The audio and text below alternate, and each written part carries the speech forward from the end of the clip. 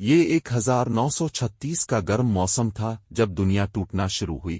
Spain, جو نظریات کی بنیاد پر تقسیم ہو چکا تھا، خانہ جنگی کے بوجھ تلے خون بہا رہا تھا۔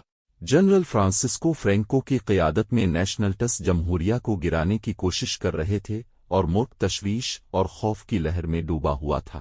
اس خلفشار کے بیچ ایک نوجوان لڑکی، ایزابل ناوارو، نے ایسا فیصلہ کیا جو اس کی زندگی کا رخ ہمیشہ کے لیے بدل دیتا۔ ایزابل اسپین کے شہر الموڈوو ڈیل کامپو میں رہتی تھی، جو لا مانچا کے دل میں واقع تھا۔ اس کے والد کئی سال پہلے انتقال کر چکے تھے اور اس کی والدہ ایک کمزور عورت تھی جو بمشکل ان کا پیٹ پالتا۔ شہر زیادہ تر جمہوریہ کے حامی تھے، لیکن جیسے پورے اسپین میں، جنگ نے خاندانوں کو دشمن اور پڑوسیوں کو اجنبی بنا دیا تھا۔ ایزابل کا دل ناانصافی کی آگ سے جل رہا تھا۔ اس کی والدہ ہمیشہ کارکنوں کے حقوق کی حمایت کرتی تھیں اور ایزابل نے بھی ان کے نظریات کو اپنایا تھا، لیکن فوجیوں کو انصاف و مساوات کے خیالات سے کوئی سروکار نہیں تھا۔ جب فوجی قوتیں شہر کے قریب پہنچنے لگیں، ایزابل جانتی تھی کہ گھر کی حفاظت میں اس کا کوئی مستقبل نہیں۔ صرف ایک ہی طریقہ تھا جس سے وہ فرق ڈال سکتی تھی، وہ لڑے گی، مگر اس کا مطلب تھا کہ اسے اپنے جنس کے لحاظ سے پوری دنیا کے مقابلے میں لڑنا ہوگا۔ لیکن اس کا ارادہ غیر متزلزل تھا، یہ طے کر کے کہ وہ اپنے جنس کو اپنے راستے کا رکاوٹ نہیں بننے دے گی۔ ایزابل نے ایک منصوبہ بنایا۔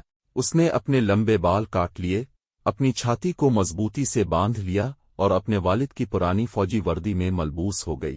اس کی والدہ نے اسے روکا، لیکن ایزابل کی ٹھانی ہوئی تھی۔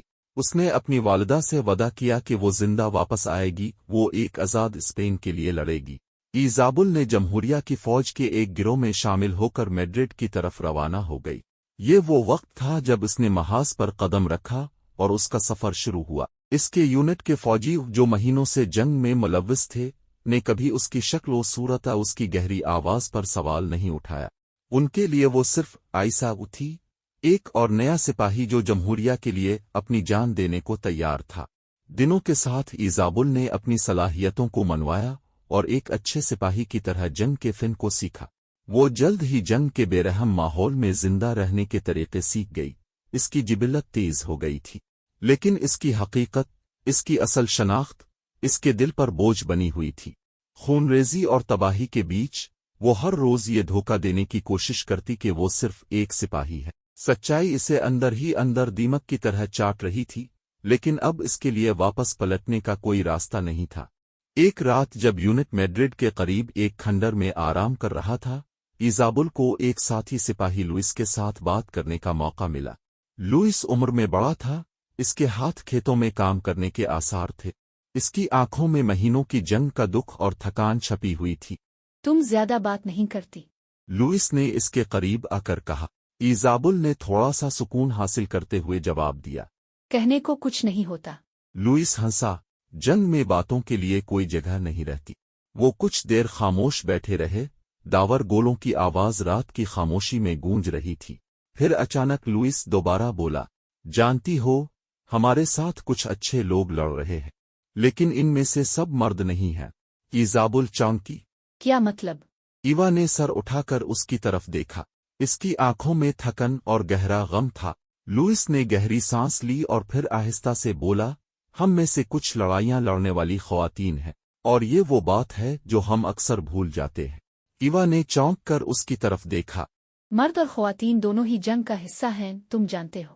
ہاں، لیکن کبھی کبھی مردوں کے درمیان میں ایک عجیب سی خاموشی آ جاتی ہے، جیسے وہ محسوس کرتے ہیں کہ خواتین صرف پچھلے میدانوں میں مدد کر سکتی ہیں، جنگ کے سامنے نہیں۔ لیکن ہم نے بہت کچھ سیکھا ہے ایوا، وہ بھی ہمارے ساتھ ہیں، اور اس وقت میں ہمیں یہ تسلیم کرنا پڑے گا۔ ایوا نے خاموش ہو کر لوئس کی بات پر غور کیا۔ اس کی آنکھوں میں ایک عجیب سی چمک تھی، جیسے وہ اندر ہی اندر کچھ بڑا فیصلہ کر چکی ہو۔ ایوا نے کہا، میں جانتا ہوں ایوا، اور میں تمہارے ساتھ ہوں، لوئس نے کہا، اور اس کی آنکھوں میں ایک غیر معمولی عزم تھا۔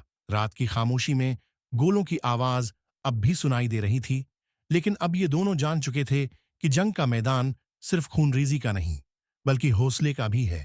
ہر ایک کی جگہ تھی، ہر ایک کا کردار تھا، چاہے وہ مرد ہو یا عورت۔